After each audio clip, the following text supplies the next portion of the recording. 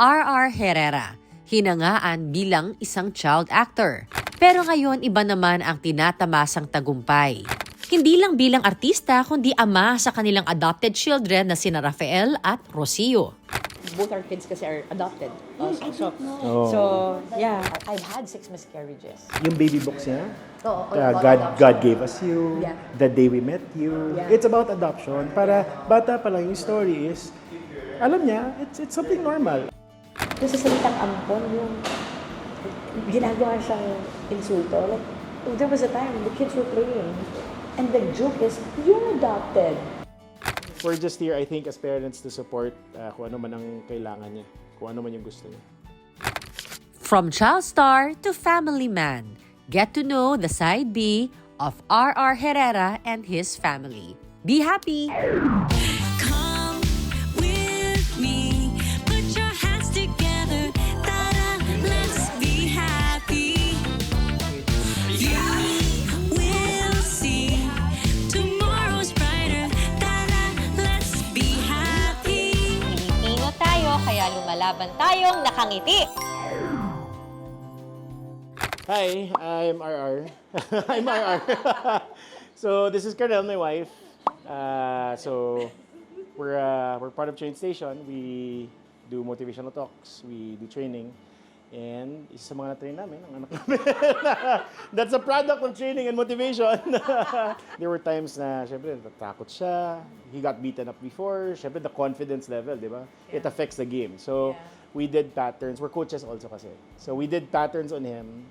And then that automatically, right after the pattern, kita namin yung fight na, uy, mas confident. Uy, mas sumusugod na siya. Both our kids kasi are adopted. Also. So, yeah. So, we have adopted kids. And then how do we nurture them the best possible way? Ang daming narratives and ang daming stories that they would be exposed to in life na that would be painful, difficult. Like facing rejection, facing failures, yeah. a lot of those things. So parang, ang perfect ng sports, kasi sports shows you that you will fail, you will not win. You know, All the time. parang ganon. And you show up. You show up for discipline, you show up with courage, and to know who your team is with you. Like the love that my son has with his sensei, like if you would watch them, their dynamics, parang He's makikita. the father sa math. Sa games. So parang it's not just now about us parenting him and him being loved by his parents, though adoptive. He can also be cared for by his teammates, the other parents in the team, the sensei. Yeah, it's an entire... It takes a village talaga. Yeah, Totoo it's yan. an entire village. Parang with the work we preach do, kasi what we practice. Oo, Baliktad consequence. kami. Oo, na parang sana sa ginagawa naming pagtulong at pagturo sa mga tao, hope namin na they get to see it. Right? Oo. By modeling. Modeling.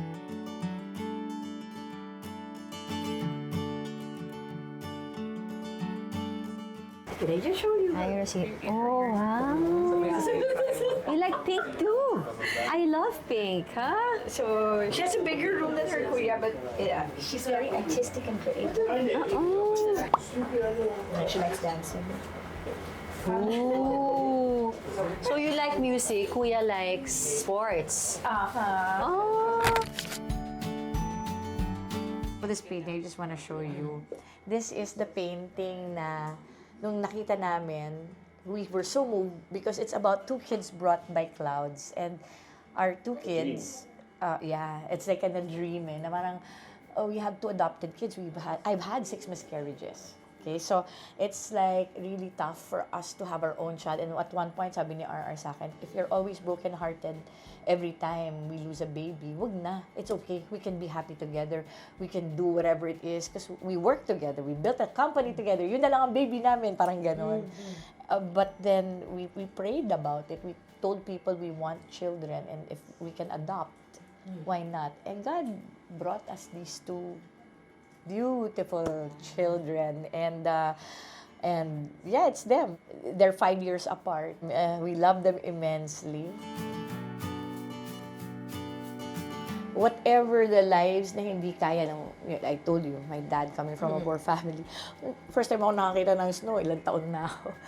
Parang 37 na ata ako. Pero our kids, if we can take them on trips, if we can, take them through classes. But then those things are like, only when you are available, like when you're traveling or when you're going to the beach to do diving.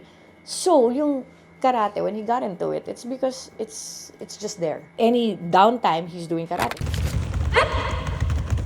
There was a point na sobrang natatalo siya. Sobrang siya nabubugbog. And then after crying, he said, "Dad, I need one-on-one sessions with Sensei." So, sabi ko, sige, game. Kasi sinasabi namin pag natatalo siya, well, the other kid just trained more than you. Tanan, we're now a national champion. And we're now an Asian medalist. May nagtanong din, paano kung ayaw na niya? We'll take the cue from him. Kung ayaw na niya, ayaw niya. Hindi kami ganun eh. It's his life. Hindi na namin buhay yan. We're just here, I think, as parents to support kung ano man ang kailangan niya. Kung ano man yung gusto niya. What happened to me after showbiz, I stopped when I was 14. Pero nung 14 na yon, meron pa akong 1 year because I had a contract with a milk brand. So after Kasi Bata, I was still doing national shows, domestic.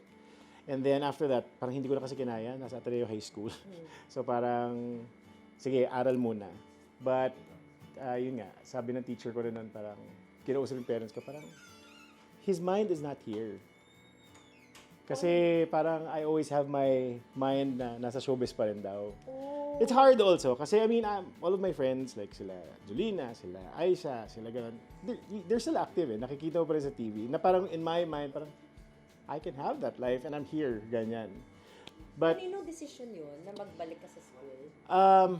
primarily, of course, parents ko. But, parang ako na rin eh. Kasi parang sayang naman, sa Ateneo ko, parang sabi ko, tapusin ko na. Ilang taon ka nung ulit? I was 14, second year high school. And you knew you wanted to graduate and not, paano yun eh? Oh, it was not it was, wala siyang ibang choice. Kailangan graduate ako. Yun ang goal sa akin ng parents ko.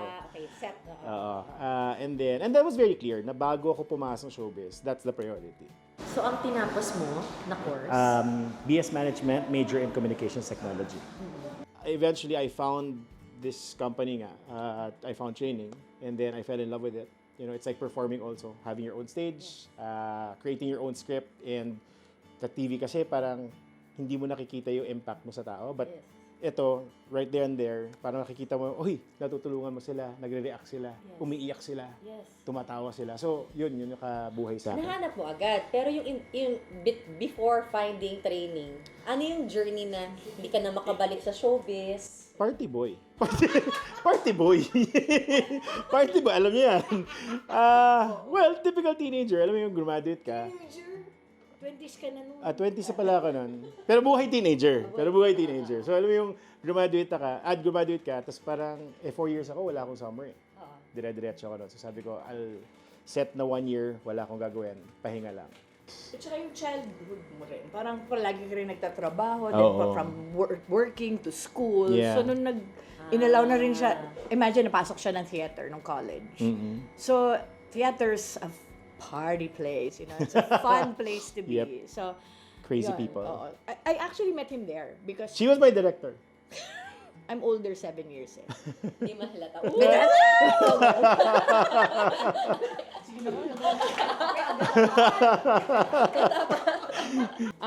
Nung nagpa-party-party siya na stage, nakikita ko siya sa mga parties, mga events, ganyan. And then eventually, we were at one party together with his manager, Na dati niyang manager. who was my former manager when I was also in showbiz. Tried to be in showbiz. And then I said, alam mo, ano ginagawa mo ngayon? Nirecruit ko siya. Pag-attend niya ng seminar, seminar yun talks yun Natuwa siya sa mga sinasabi. Parang, wow, nakaka-inspire. Tapos, ang ganda nung assistant ko na isa. Gandang-ganda siya. Sabi niya, kanta, crush mo. Sige, go. Ganun lang. Tapos, magkano kitain dito? 2,500 per day kasi assisting work. Yes. So, siya, masaya na siya. So, yun lang, nang yun. We just kept on doing that. We just kept on showing up. Then, maya-maya, sabi ko, sige, ikaw na rin, mag-facilitate ka. Tuturuan kita paano mag-facilitate. Tapos, meron akong client, di ako makakarating. Pwede ba ikaw mag-present? darating siya magpe-present. So ayan, I started selling. I started handling accounts also. And then Tapos lumaki na yung kumpanya. oh yeah, he started now selling like 80% of the entire company na siya na yung nagsisales nun. Then, What do you sell? training, motivation, team buildings, leadership seminars, customer Service, service, sales training, anything that has to do with how do you equip people to be more confident in communication. And we use kasi NLP, we use neuroscience. So that's my expertise. So we really specialize in translating that into corporate. I've been doing this for almost 30 years. Kinakanigin kayo.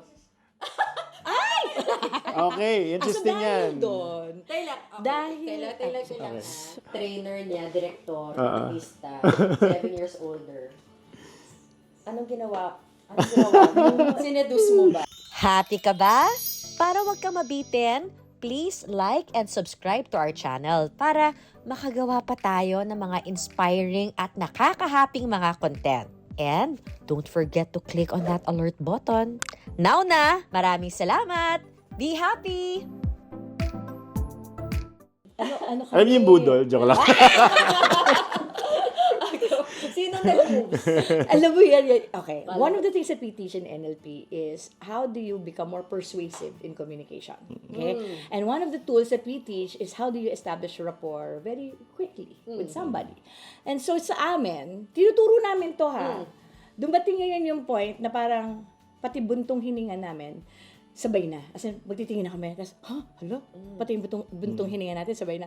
So, parang nandudun kami sa sinasabi ko, ang galing ko, kasi ginamitan ko siya noon. Pero ang sabi niya, hindi mo alam kung ginamitan mo ako noon or ginamitan kita noon. So, ganun kami. Ano Meron to kami point na ganyan. parang, sino nga ba? Kasi parang it Sino just sa happened, amin? parang We were friends. naturally. We were It happened, really... even if we teach this, but it happened naturally na because we're always together, pareho na kaming sinasabi, pareho na kaming, sabay na kaming huminga, mga and we're ganyan. the first people to look, siya yung una kong hahanapin whenever I have a win. Like, kunyari, may benta ako, siya yung una kong tatawagan. Oh my God, may nabenta ako! Alam niya that I lived alone. So, siya yung tipong, kumain ka na? Kasi alam Tara. niya hindi ako kakain. Gigising ako, dediretso yung trabaho, and I'm a workaholic. He knows that. I'll go home, I'll eat half a sandwich, and that's it. So, payat na payat ako din nun. So, talagang, siya, alam niya yun. So, siya yung, tara, samahan kita, kakain tayo. Type ka niya. May type mo na siya, no? Yes, Hindi pa! mo. Hindi pa! Hindi, ang type Lalaki pa. Hindi, ito. kadiri nga yun eh, parang, Secret, wag na lang natin Talaga palabas lang. yung picture tsaka wag yung mukha. Pero ang mga type niya kasi models. Sabi mo, ba't ka kayo? Hindi kasi friend eh. Alam mo yun, parang, Kadiri. di ba, you have this best friend, tapos parang, ha? Oo. May mangyayari, parang hindi eh. Hindi talaga. Hindi talaga.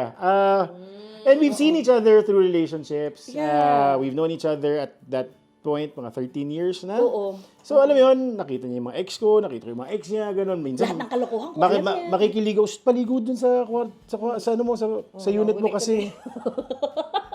Paligid sa unit mo kasi may punta kayo party nung yung girlfriend ko kata. Sabi niya, basta huwag kayo madumi. Ganyan, ayusin nyo. So, ganung relationship. And, because may history nga, parang it became very easy to be in sync with each other. And then, when I was about to get married, dun, sa ex ko, ang tanong niya sa akin, so ganon, paano na tayo? Hindi na tayo lalabas, hindi na tayo mag-hangout. May ganon na kami. Tapos parang in my heart, ganon na yung puso ko. May ganon na parang, shucks, so, ano mangyayari sa amin? Kasi super close na kayo. Super tight namin. And then, may araw na lang na, pagising ko, pakikita ko kaya siya today. Ganon. Nung sinabi ko, pakikita ko ba siya today, as in, ito hindi ako nagbibiro, binato ko yung kubyertos na hawak ko. May ganon ba? Bakit mo siya iniisip? May ganon. Tapos talagang, siya, dadating sa training, may dalang chocolates, may Ferrero, kasi yun yung favorite ko. May ganon. Nag-sync rin. Oo, eh. Tapos Kasi lang, nung medyo type mo na siya, type mo na rin siya? paano lang yung mga, hindi ko alam. Huminga ng malalim. Hindi, nung panahon yun, meron na tayong dalawa. Meron na. Meron na. Pero, Oo.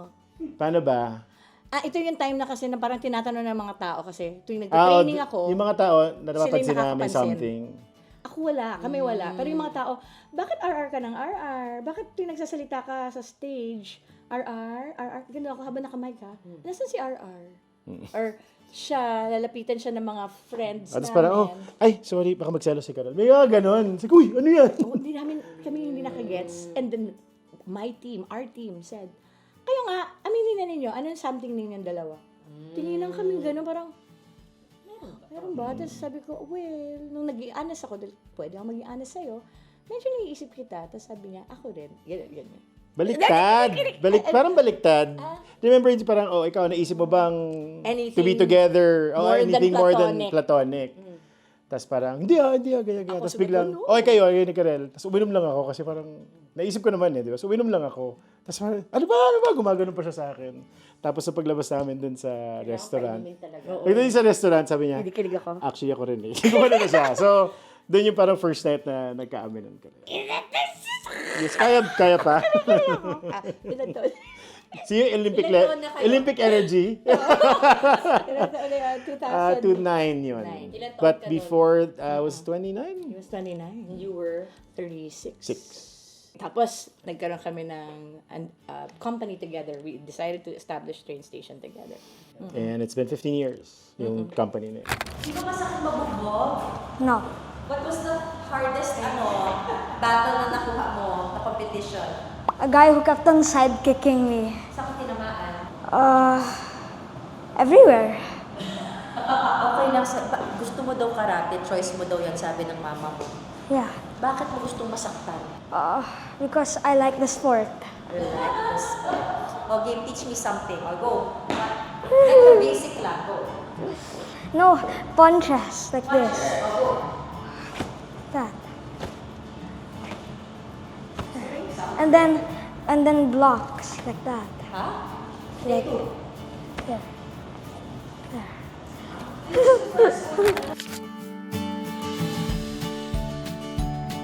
Why do you feel that you're representing the country? Why are you fighting for the Philippines? Because I'm wearing the flag. Saan nanggaling yun? Sino nagturo sa'yo yan? No one. Gusto mo lang to compete for the Philippines? Yeah.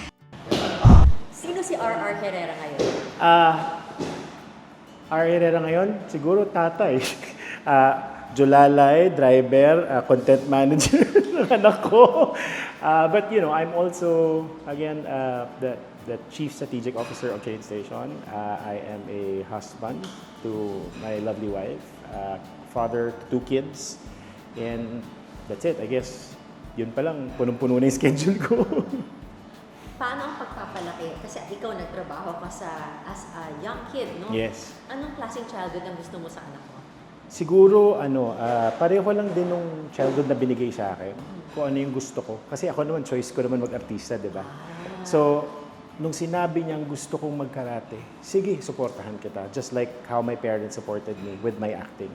And pag sinabing, I wanna concentrate on this, at wag mag-aral, wait, hindi pwede yan. Kasi akin, school first. Right? And then, yun lang. If he says, I don't want it anymore, I'll respect that. It's his life.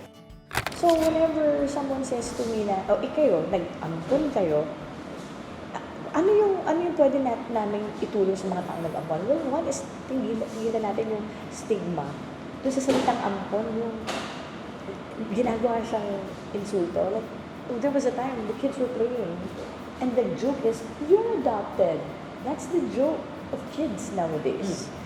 So when we asked our parents, like, how did you feel about that? It's okay. I'm used to it. Medyo nasaktan kami kasi parang, used to it?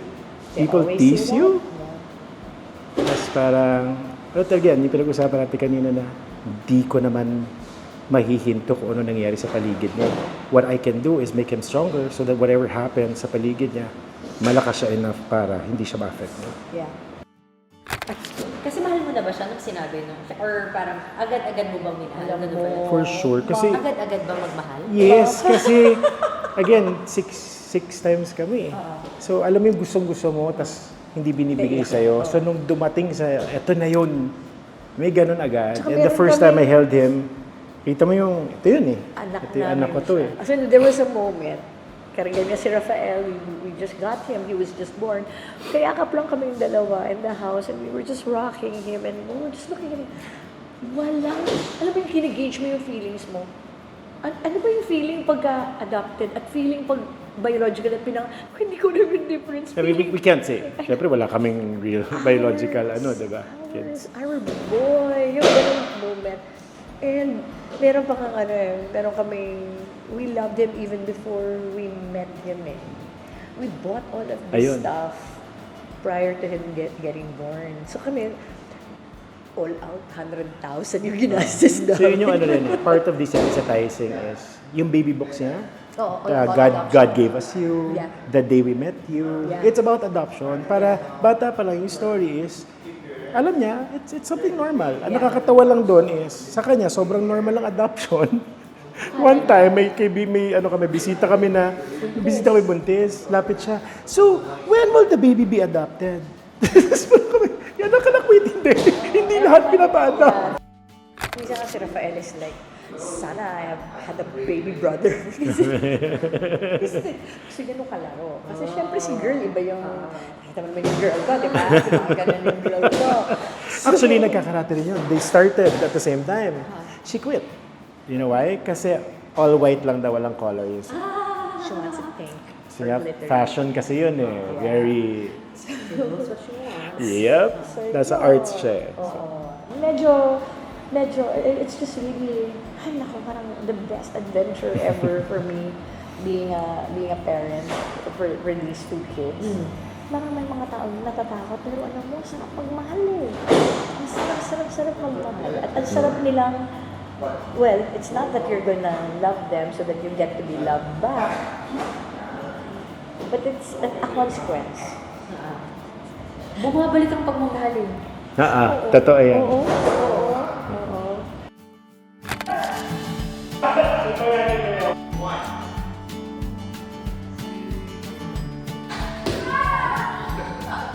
At yan ang pamilya ni R.R. Herrera. Be happy! Yeah!